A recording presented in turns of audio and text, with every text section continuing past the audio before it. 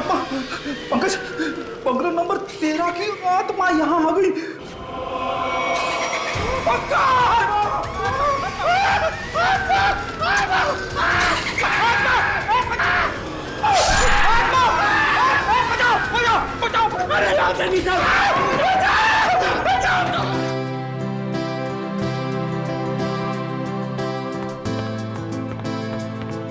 लीजिए पापा आपकी कॉफी।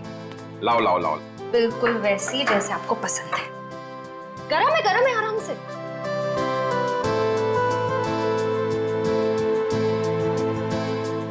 वाओ, मेरी बेटी जैसी कॉफी इस दुनिया में कोई नहीं बना सकता। वो तो है, लेकिन एक जमाने में मैं भी बहुत टेस्टी कॉफी बनाया करती थी।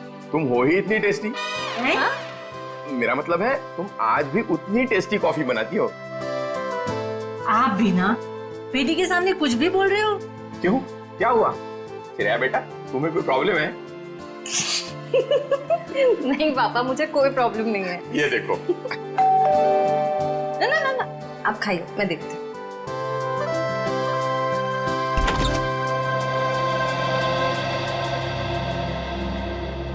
सिद्धार्थ, क्या हुआ, चौक गई मुझे देखकर? सिद्धार्थ बेटा, आओ अंदर आओ। बैठो, मैं तुम्हारे लिए अरे कॉफी। नहीं श्रेया, मैं थोड़ा जल्दी में हूँ। मैं ये एंगेजमेंट कार्ड दिखाने आया था।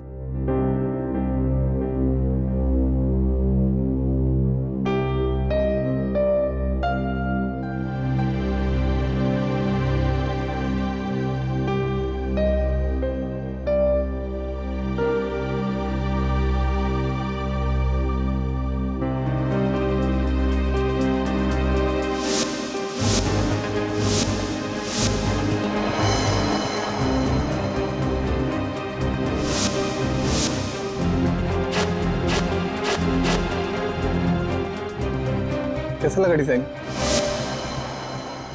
कार्ड पसंद नहीं आया? कोई बात नहीं, दूसरा बनवा लेंगे। नहीं, कार्ड अच्छा है।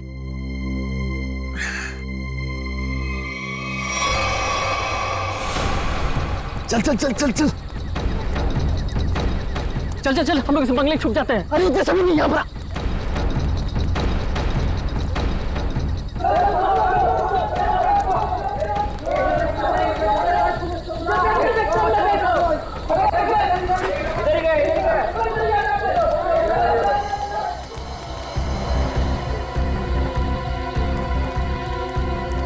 चल चल निकलते हैं यहाँ से। अरे रुक रुक रुक, हम लोग सारा सोना यहीं पे गाड़ देते हैं जमीन में। अबे तेरा दिमाग खराब हो गया है? मोहल्ले के लोगों ने हमारा चेहरा देख लिया है और अगर कल हम यहाँ दोबारा आए तो यहाँ पकड़े जाएंगे, खतरे में पड़ जाएंगे। हम लोग सोना लेकर बाहर नहीं जा सकते हैं, सारे लोग घूम रहे हैं। और तू खतरों से कब से डरने लगा? अरे खतरों से नहीं, तेरी बेवकूफियों से डर रहा हूँ। देखना एक दिन तेरी सारी बेवकूफियां हमें ले डूबेंगी, समझा? तू बेवकूफ किसे बोला? हाँ, सारा प्लान मैंने बनाया है। सारा प्लान तूने बनाया, इसका मतलब ये नहीं कि जेल भेजने का प्लान भी तू बनाएगा, समझो? जरूरी नहीं है मैं तेरा सारा बात मानूं, समझा? सोना यही गाड़ेंगे, यही। अच्छा गाड़ के दिखा। अच्छा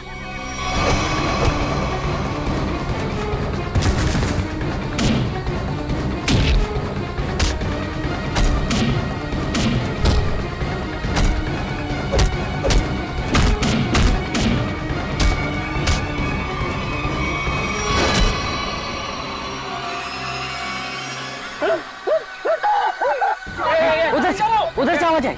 चल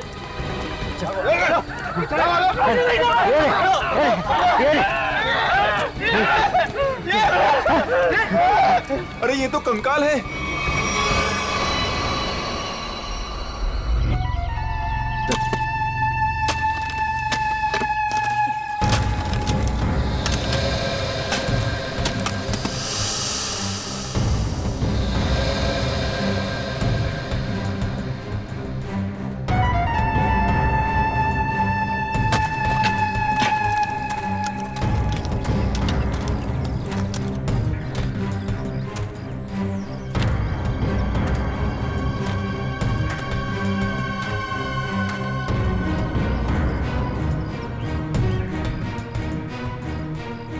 कैसा दिमाग होता है इन मुजरिमों का। खून करके मन नहीं भरा तो डिजाइन बना दी हड्डियों की। सचिन, तुम दोनों एक काम करो, घर के अंदर से अच्छी तरह से तलाशी ले, देखो कुछ ना कुछ मिलता है क्या। हा? बॉस ये देखो, उस सिर पे रहने ये डिजाइन हाथ और पैर की हड्डियों से बना है। ये देखो, ये पैर की हड्डी और ये हाथ की हड्डी। टांगों की हड्डियां अलग अलग लोगों की हैं। हाँ तारिका, अलग अलग इंसानों की है।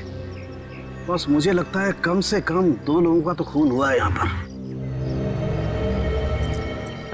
हाँ विक्रम।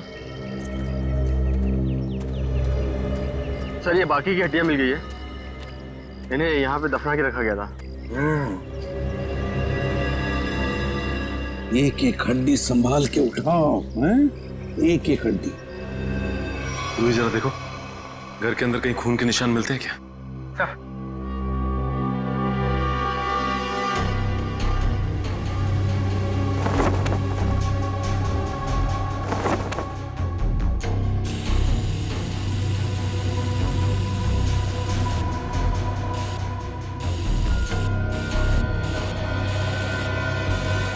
जी सर, गांव वालों का कहना है कि 1984 में इस घर के मालिक अपने पूरे परिवार के साथ ऑस्ट्रेलिया चले गए थे छुट्टी मनाने के लिए। कुछ दिनों बाद उनकी मौत की खबर आई वहां से। पूरी फैमिली समुंदर में डूब गई। अच्छा एक बात बताइए, ये इनकी मौत के बाद कोई घर का ख्याल व्याल रखने नहीं आया था?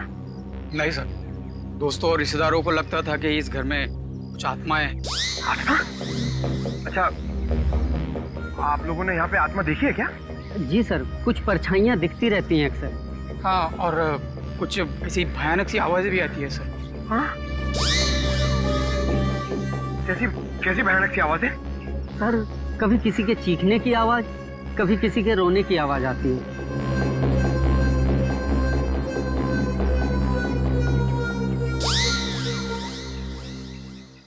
सड़के, इन सारी हड्डियों को देखकर लगता है कि खून एक आदमी का हुआ है और एक औरत का भी। ये देखना, पेल्विक गर्ड, एक पेल्विक गर्डल किसी औरत की है। हाँ बस, लेकिन एक कमाल की बात है, क्या?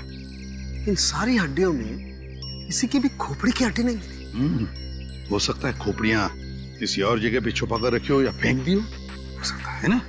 मयूर, विक्रम, काम करो, बंगले के आसपास का एरिया अच्छी तरह से छानो और ढूंढो, देखो, कुछ ना कुछ तो जरूर मिलेगा। एक एक कोना भी मत छोड़ो। जाओ। Yes sir. ये बंगला बंद ही रहता है और आप लोग आसपास रहते हैं? जी सर। यही घर मिला था तुम लोगों को?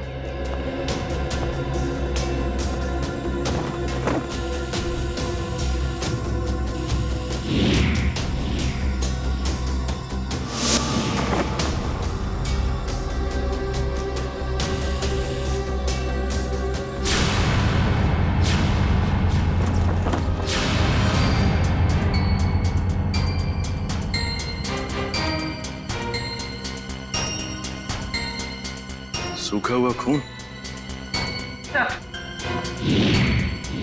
सर, ये टेप रिकॉर्डर और ये प्रोजेक्टर मिला है।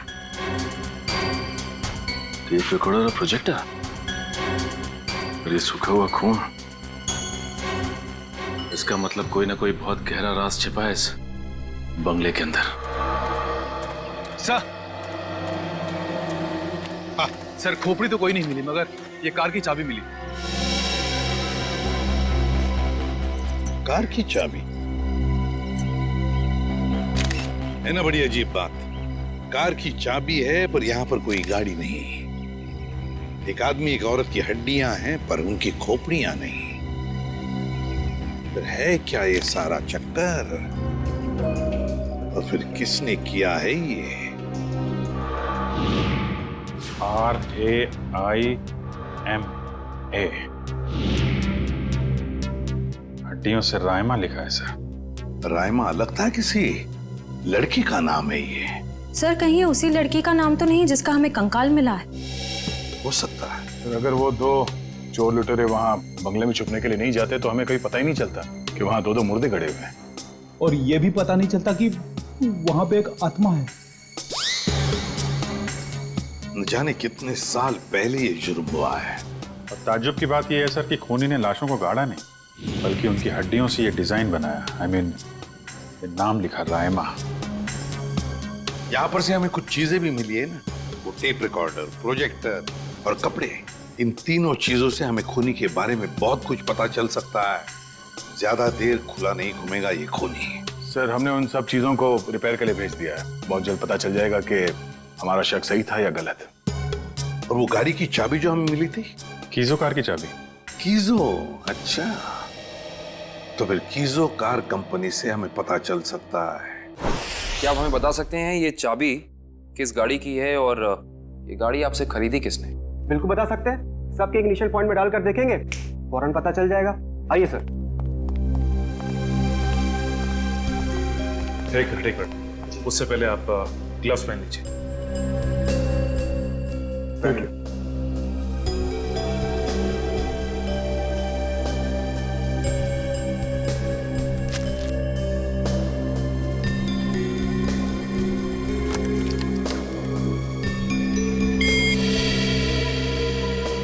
नहीं सर।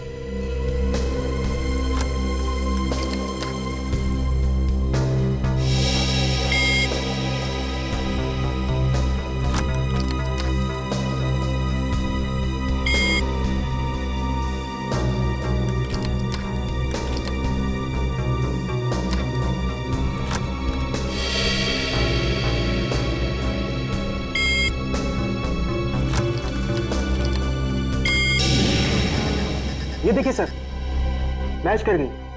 सर ये 2009 की कीजो एफएक्स मॉडल है और हमने इसे बनवाना बंद कर दिया है।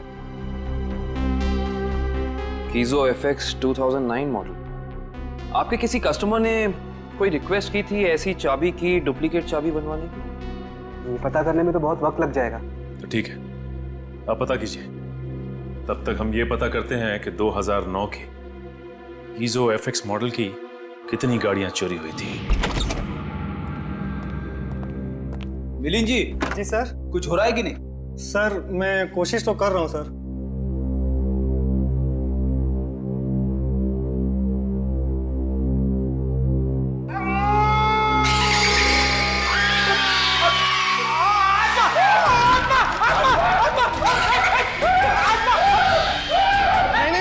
नहीं सर, आत्मा नहीं है। ये तो गलती से फेडर खुल गया था। हाँ, ये वही रिकॉर्डर है जो आप लोग लेके आए थे, उसी में से आवाज आ रही थी। सर, ये आत्माओं ने शॉर्टकट मारना शुरू कर दिया है। ये अपनी आवाज यूज नहीं करती हैं, इस टेप रिकॉर्डर में आवाज डाल के यूज करती हैं। पंकज, ऐसा भी हो सकता है कि वहां पे कोई आत्मा हो ही ना, कोई इंसान ही ये सब खेल खेल रहा हो। मिलिंद जी। जी सर। आपको इस प्रोजेक्टर से क्या फुटेज मिला? हाँ सर, एक मिनट। हेलो रचना, तुम नीचे खड़ी हो? ओके, तुम वहीं रुको, मैं आता हूं। सर सॉरी सर, मुझे किसी काम की वजह से नीचे जाना पड़ रहा है। आप लोग ये रिमोट लीजिए ना, आप लोग फुटेज देखिए। पर सर जरा ध्यान से। ध्यान से क्यों? क्योंकि सर ये फुटेज कमजोर दिल वालों के लिए नहीं है।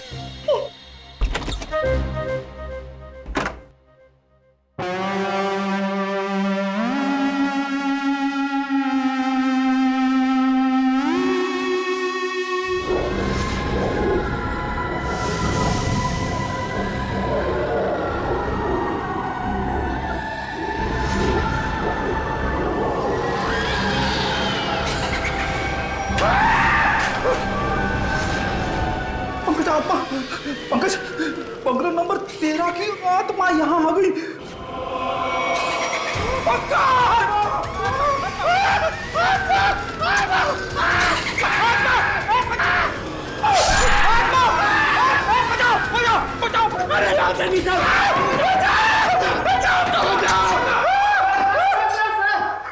मैंने तो पहले कहा था सर, ये फुटेज कमजोर दिल वालों के लिए नहीं है। नहीं है।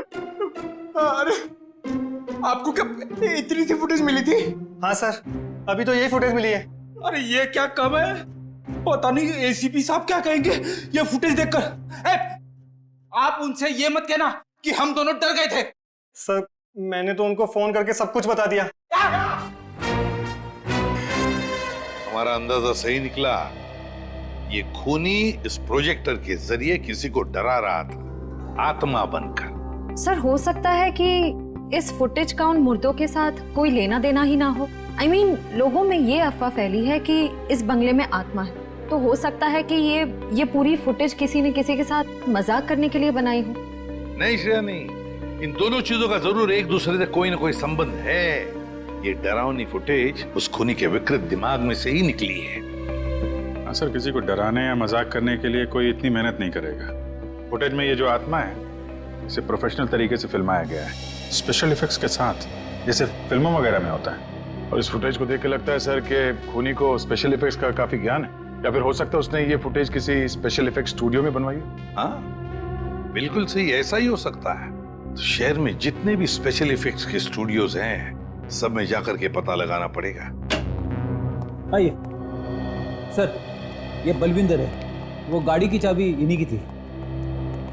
क्या बात है सर, मुझे यहाँ क्यों बुलाया गया है? हमें आपकी गाड़ी की चाबी मिली है। कहाँ से सर? उन्नति नगर, बंगला नंबर 13। ये एड्रेस कुछ जाना पहचाना लग रहा है? नहीं सर। नहीं? रायमा नाम सुना है पहले कभी? बिल्कुल नहीं सर। मगर सर, इसका मेरी गाड़ी से क्या लेना देना है? आपकी गाड़ी है कहाँ? सर वो तो कई सालों से गायब ही है।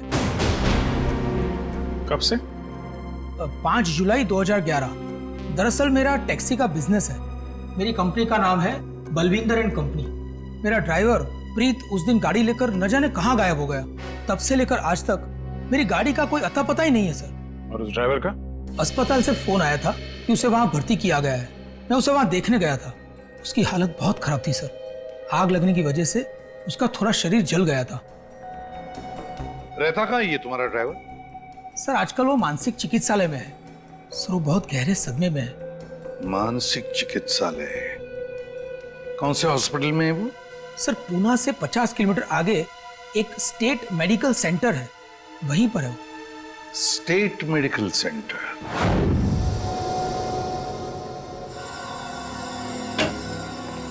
हाँ तारिका जी, कुछ बात बनी?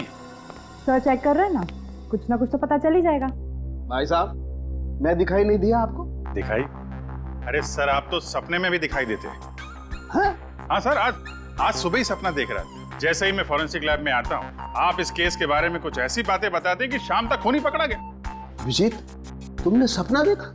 जी सर। और सपने में मुझे देखा? जी सर। तुमने सपने में तारिका जी को देखा होगा। जी सर। नहीं सॉरी सर, क्या कह रहे हैं सर आप भी? तो बताइए डॉक्टर साहब, इन कंकालों ने अपनी आप बीती बताई? हाँ, थोड़ी बहुत बातें पता चली है भैया। सबसे खास बात ये है कि ये कंकाल वक्त के साथ कंकाल नहीं बने। खूनी ने इन्हें मारने के बाद तुरंत इन्हें कंकालों में बदल दिया है। मतलब खूनी ने इनकी खाल को एसिड से जला दिया है। माय गॉड, इतनी बेरहमी से मौत हुई इनकी। और ये जो कंकाल है ना, ये कंकाल एक आदमी का है। इसकी उम्र 30 से 35 साल है और इसकी लंबाई लगभग 6 फीट के आसपास। और ये जो हाथ पे उंगलियों में आपने निशान लगा रखा है, ये क्या है? हाँ, दरअसल इसकी उंगलियों में, इसकी कलाई पे मुझे बहुत कुछ टूट फूट दिखाई दी। मतलब ये आदमी अपने हाथों का बहुत ज्यादा इस्तेमाल करता हो। शायद ये किसी ऐसे प्रोफेशन में होगा जहाँ हाथों का काफी इस्तेमाल होता है, या तो कोई मजदूर या फिर कोई आर्टिस्ट। और ये दूसरा कंकाल लड़की का, उसे क्या पता चला? दया, इस लड़की की उम्र लगभग 30 साल। इसकी लंबाई 5 फीट 4-5 इंच है, बस इससे ज्यादा कुछ पता नहीं चल पाया। और ये जो ड्रेस पे खून लगा है, इसका क्या? टेस्ट करने से पता चला कि ये खून नहीं है, लमाइन रेड नाम का केमिकल है ये, जिसका इस्तेमाल ज्यादातर फिल्म्स, टीवी सीरियल्स और नाटकों में किया जाता है, नकली खून दिखाने के लिए। तो इसका मतलब किसी ने पूरी तैयारी कर रखी थी, ये बंगला नंबर 13 में किसी को डराने की। पकड़ा जाएगा, वो खूनी भी है और वो डराने वाला भी है, अगर दोनों अलग अलग है तो। डॉक्टर साहब, कितना टाइम लगेगा ये पता करने के लिए कि कंकाल कितना पुराना है? थोड़ा वक्त लगेगा दया, तुम तो जानते हो कार्बन डेटिंग में थोड़ा वक्त लगता है।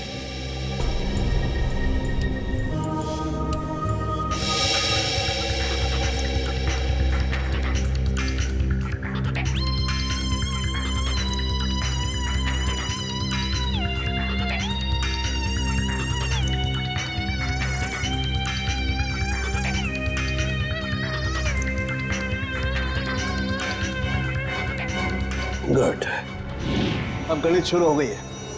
अब पता लग जाएगा दरअसल इन लोगों की मौत कब हुई थी? सर मुझे लगता है इन दोनों को एक साथ ही मारा होगा।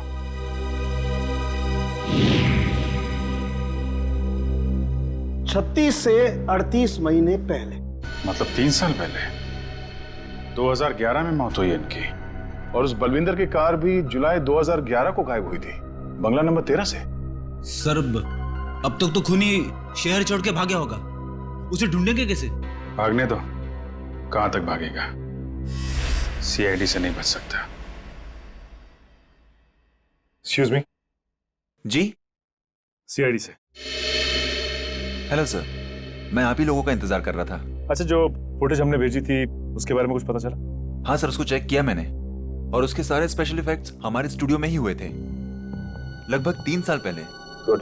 उस फिल्म का नाम क्या था? सर फिल्म का नाम था आत्मा की चीख। हाँ, और सर वो फिल्म पूरी नहीं हो पाई थी। अधूरी फिल्म की फुटेज। सर वो फिल्म तो अधूरी थी ही, साथ में हमें हमारा पूरा पैसा भी नहीं मिला। कौन से बैनर की फिल्म थी ये? प्रोडक्शन हाउस का नाम क्या था? सर वो नए लोग थे और उस प्रोडक्शन हाउस का नाम था, 1 मिनट, हाँ सर उसका नाम था magic media works. Magic media box. अब तो यही लोग बताएंगे कि इस आत्मा की चीख को लोग सुन के नहीं पाए। प्रीत की हालत भी पिछले 3 सालों में बिल्कुल सुधार नहीं हुआ। उस वक्त भी किसी लड़की की आत्मा के बारे में बात करता था और आज भी करता है। सर लड़की की आत्मा? अच्छा, पिछले 3 साल में जितने भी लोग प्रीत से मिलने आए थे उनकी लिस्ट चाहिए हमें। हाँ, हैरानी की बात यही है सर, पिछले 3 सालों में इससे कोई भी मिलने नहीं आया सिवाय मिस्टर बलविंदर के, जो इनके इलाज का खर्चा उठा रहे हैं। बलविंदर? जी सर। ओके।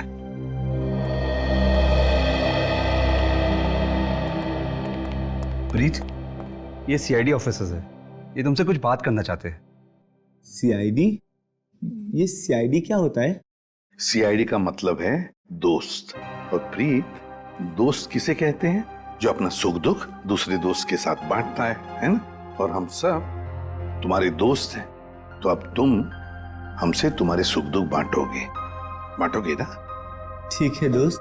देखो प्रीत, अब मैं तुमसे कुछ कहूंगा, कुछ पूछूंगा, इन सब चीजों का बड़े शांत दिमाग से मुझे जवाब देना। याद करो, जुलाई महीना 2011, तुम उस रात बंगला नंबर 13 में गए थे 2 लोगों को लेकर। हाँ, 2011 बंगला नंबर 13। बंगला नंबर 13। क्या हुआ था वहां पर? तुम लोग मेरे दोस्त नहीं हो, तुम लोग मेरे दोस्त नहीं हो। राइमा ने भेजा है ना तुम लोग को मुझे मारने के लिए? राइमा ने भेजा है ना? नहीं, राइमा ने नहीं भेजा है। हम लोग दोस्त हैं तुम्हारे। हाँ पक्का? बिल्कुल पक्का, राइमा ने नहीं भेजा है हमें। अब बताओ क्या हुआ था उस रात उस बंगले में, है? बंगला नंबर 13।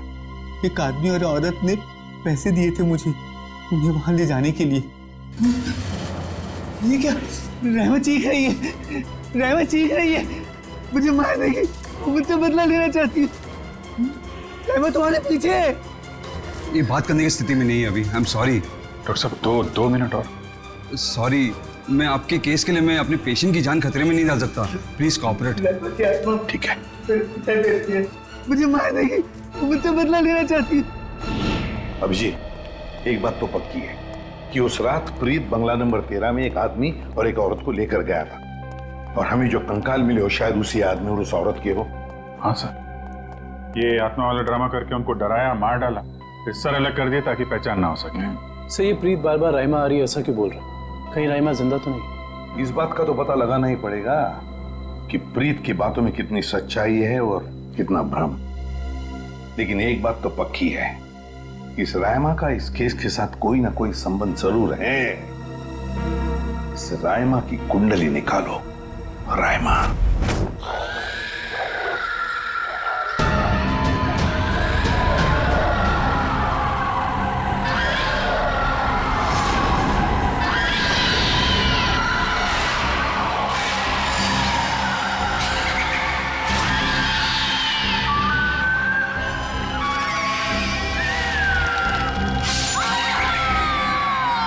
ये फुटेज आपको जिस बंगले से मिली वहां खून हुए? जी हाँ, 2 खून। वैसे ये फिल्म की फुटेज आपकी है ना? जी हाँ, क्या बताऊं सर, बड़ी ही मनहूस फिल्म थी। 10 सीन ही शूट किए थे, फिर फिल्म बंद हो गई। और बंद होने के बाद इस फिल्म के सारे राइट्स मैजिक मीडिया बॉक्स के पास आ गए, if I am not wrong, है ना मिस्टर आलोक? अब इस तरह के फुटेज तो हमारे पास काफी पड़े रहते हैं। अब पता नहीं ये फुटेज उसके हाथ कैसे लग गए। मतलब आप भी मानते हैं कि ये फुटेज गलत हाथों में लग गए, जिसका उसने गलत फायदा उठाया और दो खून किए?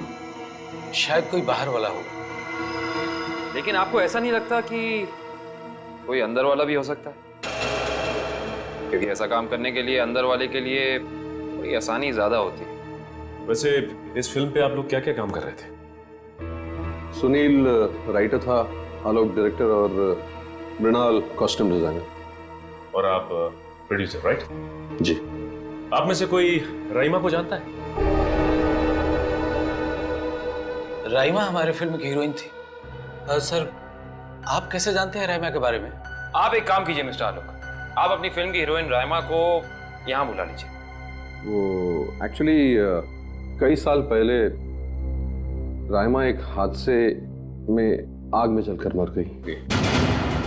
मर गई? अच्छा, राइमा की कोई तस्वीर या फोटो? मृणाल, फोटो ले आओ। जी सर। एक मिनट, अभी आपने कहा कि वो जल के मर गई, लेकिन कैसे? ज्यादा कुछ तो पता नहीं है, क्योंकि उसके और हमारे बीच तनाव हो गया था। और वो क्यों? वो एक्चुअली हम राइमा को अपनी फिल्म में हीरोइन लेना चाह रहे थे, पर बाद में हमने अपना इरादा बदल लिया और स्मृति को हीरोइन ले लिया और राइमा हो गई साइड एक्ट्रेस। तुम मेरी जगह ये छिपकली को हीरोइन बनाना चाहते हो?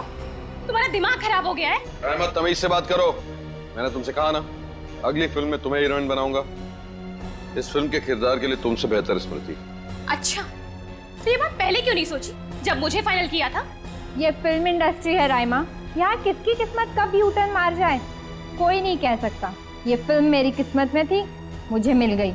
इंतजार करो, सिर्फ इंतजार। एक दिन तुम्हारी जिंदगी ऐसी दिशा में चली जाएगी जिसका अंत गहरी खाई में होगा, समझे तुम? क्या तुम मुझे धमकी दे रही हो? धमकी ही समझ लेना। राइमा रुको, राइमा। सूरज गया था राइमा को मनाने के लिए, लेकिन कोई फायदा नहीं। एक हफ्ते बाद खबर आई कि एमजे स्टूडियो में आग लगी है और राइमा की मौत हो गई। मुझे अफसोस है, अगर राइमा हमारी फिल्म की हीरोइन होती तो शायद ये दुर्घटना ना होती और आज वो जिंदा होती। आलोक जी, आप एक काम कीजिए, आप अपनी फिल्म की नई हीरोइन स्मृति, उनको यहाँ बुलाइए जरा। मैंने उसे कॉल किया था, उसका फोन लगा नहीं, और आर्ट डायरेक्टर विराज का भी वो फोन डेट बता रहा था। विराज और स्मृति से मिलना पड़ेगा। सर, ये रहे फोटो। ये है राइमा। राइमा ने स्मृति को धमकी दी, उसके बाद राइमा खुद मारी गई। तो फिर ये खून कर कौन रहा है? इसका जवाब तो अब विराज और स्मृति से मिलकर ही पता चलेगा। मैंने पता किया, ये विराज और स्मृति इस ब्लू रोज प्रोडक्शन हाउस में काम कर चुके हैं। गुड निकल, इससे पूछते हैं। अरे सुनिए भाई साहब जी, ये विराज शंकर है, आर्ट डायरेक्टर है, काफी टीवी में और फिल्मों में सेट लगाए हैं इन्होंने। इन्हें पहचानते हैं आप? नहीं सर, मुझे नहीं मालूम। जी, आगे पूछते हैं। एक्सक्यूज मी, हम लोग सीआईडी से। जी। आप विराज शंकर को जानते हैं? विराज शंकर? हाँ सर, मैं जानता हूँ। वो बेचारे बहुत कर्जे में थे, पर फिर पता नहीं क्या हुआ उनका। उनका कोई एड्रेस, कोई पता? सर, इस बारे में कुछ ज्यादा तो पता नहीं है, लेकिन उनको ऑफिस कहीं अंधेरी में है। अच्छा, ये फोटो को ध्यान से देखिए। स्मृति ये फिल्मों में काम करती है, पहचानते हैं आप इन्हें? जी हाँ, इनकी बंद फिल्म के बाद इनको कोई प्रोड्यूसर फिर से रिलॉन्च करना चाहते थे, लेकिन सर ये पता नहीं क्यों बदकिस्मती से ये 2011 में अमेरिका चली गई और उसके बाद फिर लौट के आए हैं। ये स्मृति का कोई अता पता जहाँ हम उनसे मिल सकते हैं? हमें तो नहीं पता, पर उस एजेंसी पर उसका पुराना एड्रेस होगा जहाँ पर उन्होंने चमकार वॉशिंग पाउडर का विज्ञापन किया था। ठीक, थैंक यू। सियार एजेंसी से स्मृति के घर का पता निकलवाते हैं।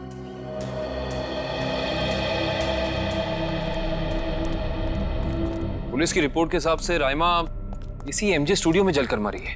पता नहीं काबिल, लेकिन ये बात इतनी सीधी है नहीं जितनी की लग रही है। जैसा कि फाइल में लिखा हुआ है कि स्टूडियो में आग लगी रात के 2 बजे।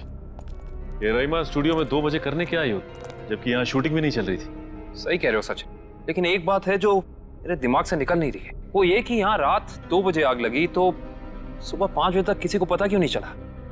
और रिपोर्ट के हिसाब से यहाँ आग 5 बजे लगी।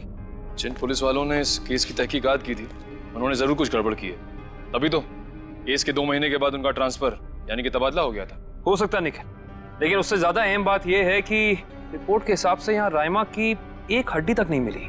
मतलब आग इतनी भयंकर थी, स्टूडियो को देख के ऐसा लगता नहीं है कि आग इतनी भयानक होगी कि चलने वाले का नामो निशान राख हो जाएगा।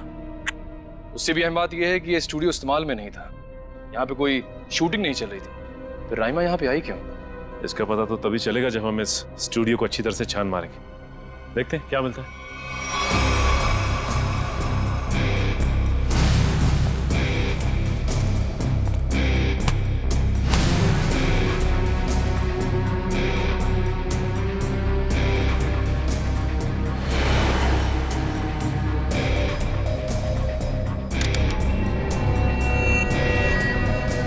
ये देखो, जली हुई गन।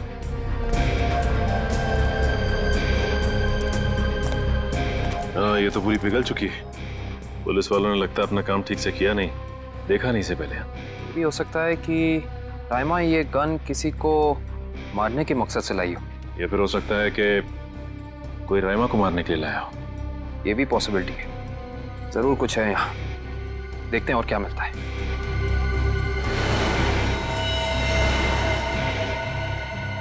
सर, कंकाल। 1 मिनट, निखिल जरा संभाल संभाल। करण, शीट ला।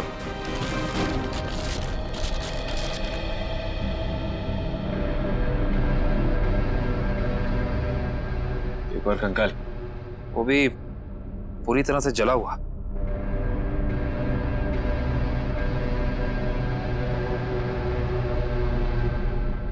बॉस, इसकी पेल्विक गर्डल से पता लगता है कि ये कंकाल किसी लड़की का है। सर, कहीं ये कंकाल राइमा का तो नहीं है?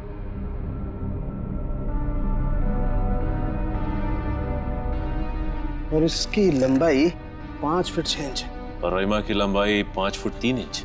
इससे साफ पता चलता है कि ये कंकाल राइमा का नहीं बल्कि किसी और का है। केस सुलझने की बजाय और उलझता चला जा रहा है। एक बात और, हम लोगों को यहाँ जली हुई गन जरूर मिली है, लेकिन इस लड़की की मौत गोली लगने की वजह से नहीं, इस लड़की की मौत जलने की वजह से ही हुई है। देखो, ढूंढो और कुछ मिलता है क्या।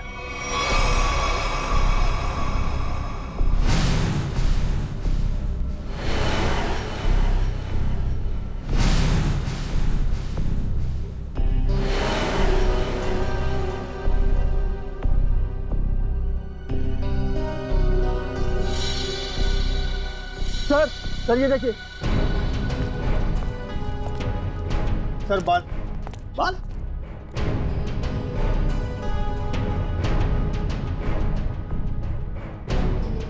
ओह सर, ये तो किसी लड़की का बाल लगता है, या तो मरने वाली का या फिर राइमा का। ये किसका बाल है ये तो डीएनए के बाद ही पता चलेगा। सर, ये अरुण है, विराज जी के वर्कशॉप के इंचार्ज। जी, आपको कुछ बनवाना था? जी हाँ, हथकड़ी बनवानी है। हथकड़ी? मैं कुछ समझा नहीं। हाँ, अपनी बनाई हुई हथकड़ी खुद अपने हाथों में पहनेंगे तो थोड़ा दुख कम होगा। अब समझ में आया, इतने सालों के बाद ख्याल आया आपको कर्ज के रुपयों का। कर्ज के रुपए? हाँ, इसीलिए तो आप उन्हें ढूंढ रहे हैं, क्योंकि वो लोगों से लिया हुआ कर्ज वापस नहीं कर पाए। नहीं मैडम, हमारा यहाँ आने का मकसद कुछ और है। विराज को बुलाई, कहाँ है वो? ये तो कोई भी नहीं जानता। कर्जदारों से परेशान होकर आज से 3 साल पहले जुलाई 2011 में न जाने कहाँ गायब हो गए। जुलाई 2011? सर 5 जुलाई 2011। सर, मुझे लगता है कि इस विराज के भागने की वजह कर्जा नहीं कुछ और है, जिसका कुछ ना कुछ संबंध उन कंकालों के साथ जरूर है। मुझे तो लगता है उनमें से एक कंकाल विराज का है। याद है सारुण के साहब ने कहा था, आदमी वाला कंकाल किसी मजदूर या आर्टिस्ट का है जिसने जिंदगी भर अपने हाथों से बहुत काम लिया है। और हो सकता है सर शायद वो दूसरा कंकाल स्मृति का हो। ये विराज के परिवार वाले कहाँ रहते हैं? सर जहाँ तक मुझे पता है उनके परिवार में कोई और है ही नहीं।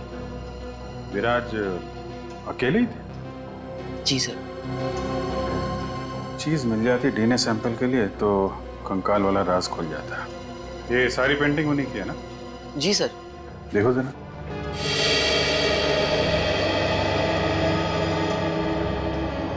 सर थंबप्रिंट ये विराज का है? जी हाँ सर, और ये थंबप्रिंट ही नहीं, ये पूरी पेंटिंग सर ने अपनी उंगलियों से बनाई है।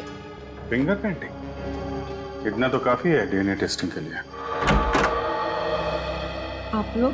हम लोग सीआईडी से। अच्छा अच्छा, आइए आइए, आप ही ने फोन किया था ना? जी हाँ। दरअसल बात यह है कि हम स्मृति के बारे में आपसे कुछ पूछताछ करना चाहते हैं। पूछिए ना, क्या पूछना चाहते हैं आप? क्या आप बता सकती हैं कि स्मृति का आपके अलावा इस दुनिया में और कोई भी नहीं है? नहीं, उसके माँ बाप बचपन में ही गुजर गए। अब बची है तो ये बूढ़ी दादी, बहुत ही प्यार से पाला है मैंने उसे। ये स्मृति अचानक अपना फिल्मी करियर छोड़कर अमेरिका क्यों चली गई? वो कभी किसी को कुछ नहीं बताती थी, हमेशा अपना मन का करती थी। उस दिन भी उसके मैनेजर का फोन आया, कह रहा था कि मैडम किसी विज्ञापन की शूटिंग के लिए अमेरिका जा रही है। उसके मैनेजर से मैंने पूछा कि कब वापस आएगी वो, तो उसने कहा 3-4 दिनों में।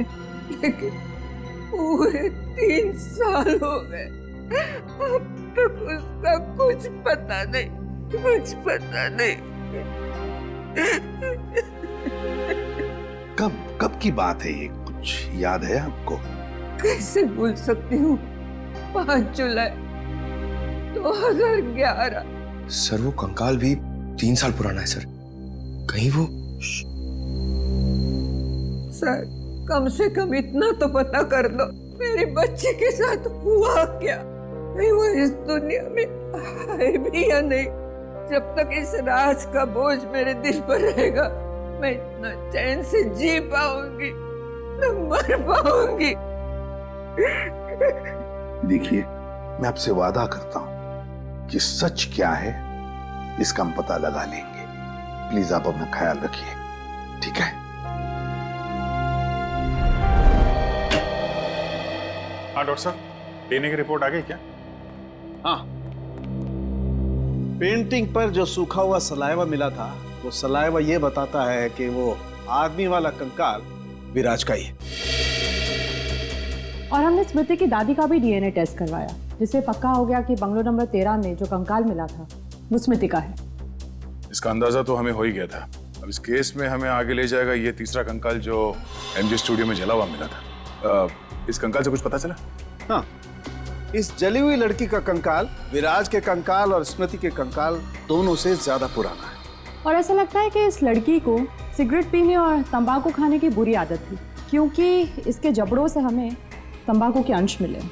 और वो बाल इसी जली हुई लड़की के हैं? नहीं, वो बाल ना तो इस जली हुई लड़की का है, ना ही स्मृति का है। सर, कहीं ये बाल रायमा का तो नहीं है? सर, इस केस की सुई घूम फिर के रायमा पर आकर अटक गई। पता लगाना पड़ेगा रायमा के साथ आखिर हुआ क्या था। जैसा कि आप देख रहे हैं, सीआईडी ने एक और खूनी को पकड़कर एक बार फिर साबित कर दिया है कि उनके नाक के नीचे से कोई भी मुजरिम बच के निकल नहीं सकता। इस बार पकड़ी गई है बंगलो नंबर 13 में हुए खून की हत्यारी रायमा। एक मिनट प्लीज। सर, क्या ये बात सच है कि आप एक बाल के जरिए रायमा तक पहुंच गए? देखिए, इस वक्त हम आपके सवालों का जवाब नहीं दे सकते। जल्दी जब हम प्रेस कॉन्फ्रेंस लेंगे तब आपको सब बता देंगे। ओके, ठीक है? चलिए हटिए, अब जाने दीजिए। चलो हटिए। रायमा जी, आपने उन मासूम लोगों को क्यों मारा? क्या वजह थी इसके पीछे? रायमा जी, रायमा जी, प्लीज पीछे हटिए, प्लीज। रायमा जी,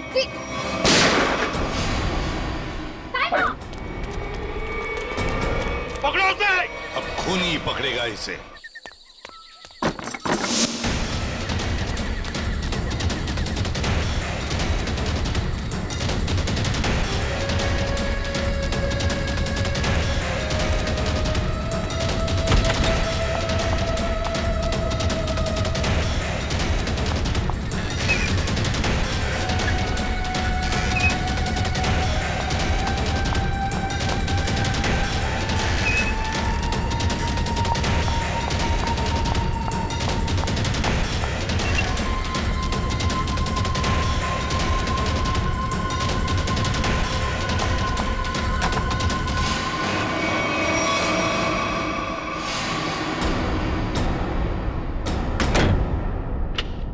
बस, बहुत हो गया, अब कुछ नहीं हो सकता। बाहर आ जाओ। ये कहानी इसी घर से शुरू हुई थी और खत्म भी इसी घर में होगी, आज ही।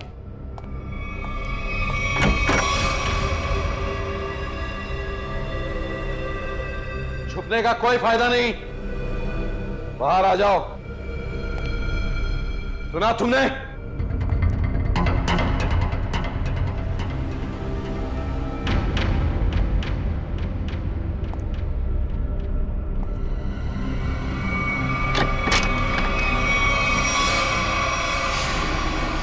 बहुत हो गया नकली रायमा बनने का नाटक। Come on, move.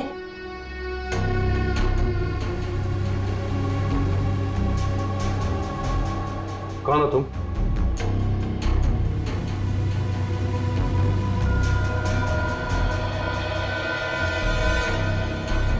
CID officer पूर्वी। सीआईडी?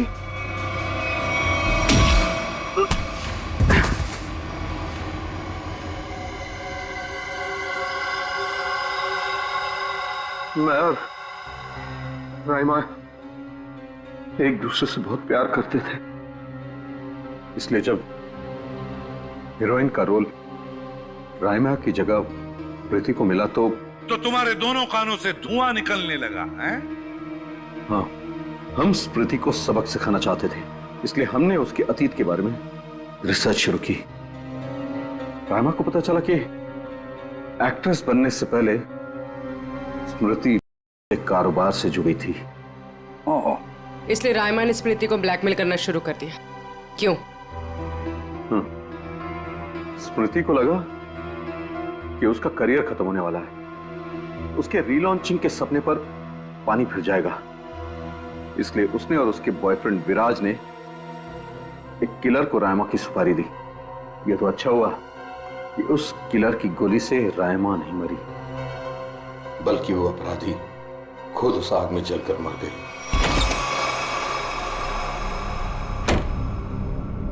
विराज, स्मृति, कहाँ हो तुम दोनों?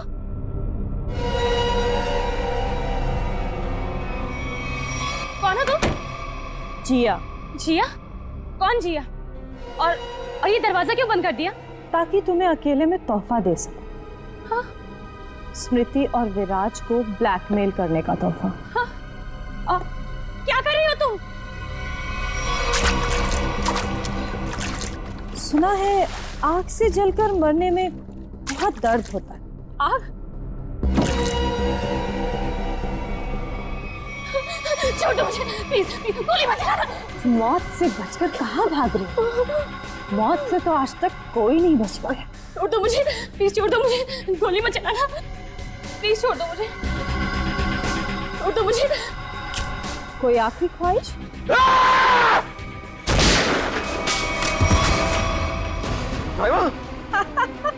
रायमा, मैं तुम्हें कुछ नहीं होने दूंगा। मैं तुमसे बहुत प्यार करता हूँ, मैं तुम्हें कुछ नहीं होने दूंगा रायमा।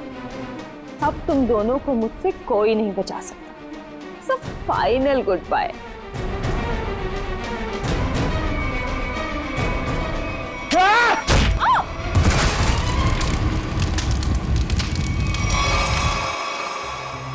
और रहीमा, उसका क्या हुआ? जिंदा लाश बन गई वो। तब मैंने ठान लिया, अब मेरी जिंदगी का सिर्फ एक ही मकसद होगा, स्मृति और विराज की बर्बादी। मैंने उन्हें यकीन दिला दिया कि रायमा जिंदा है, इसलिए वो लोग यहां आए, उस ड्राइवर को लेके जिसने एमजे स्टूडियो में आग लगाई थी। और फिर तुमने उन्हें डराना शुरू कर दिया, उनके दिमाग में यह भ्रम पैदा कर दिया कि यहां पर रायमा की आत्मा अभी भी है जो उनसे बदला लेना चाहती है। हाँ, और फिर उन्हें मार डाला और उनका सिर काट के अपने साथ ले गए, ताकि अगर कभी उनकी लाश मिलती भी है तो उन्हें कोई पहचान ना सके। बेवकूफ हो तुम, बेवकूफ। अगर कानून की मदद लेते तो उन दोनों को वैसे ही सजा होती, मगर नहीं, तुमने कानून को अपने हाथों में लिया, उन दोनों को बेरहमी से मार डाला। और रायमा, उसका क्या? कभी सोचा तुमने?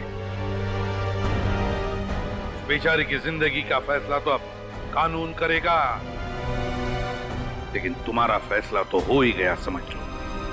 तुम्हें तो फांसी होगी, फांसी। Good morning. Hi. Good morning. अरे ये क्या लेके आई हो? सर ये आप सबके लिए मिठाई है और मेरी एंगेजमेंट के इनविटेशन कार्ड्स हैं।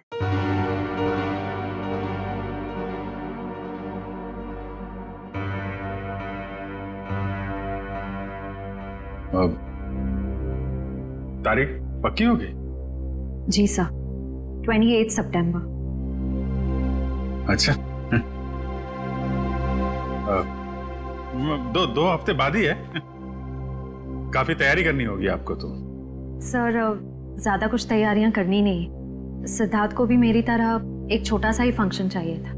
ये तो बहुत अच्छी बात है। Congratulation Shreya. Thank you sir. चलो मुंह मीठा कराओ। हाँ श्योर।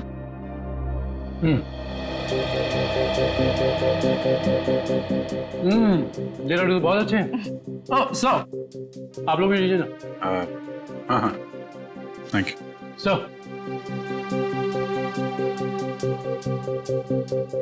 लो फ्रेडी, मुंह मीठा करो। रहने तो मीठा खाने का मन नहीं है मेरा। अरे फ्रेडी, एक लड्डू से कुछ नहीं होगा, लो ना। Sir please. ये हुई ना बात पूर्वी। तुम ही लो श्रेया। नहीं सर थैंक यू, लेकिन आप सबको जरूर आना है। ये भी कोई पूछने की बात है श्रेया? हम सब जरूर आएंगे, है ना सर?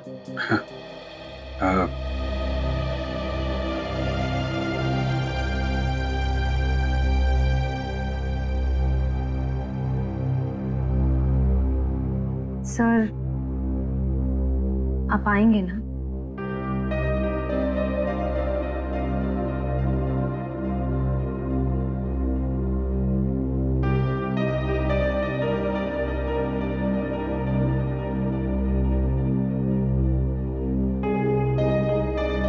हाँ,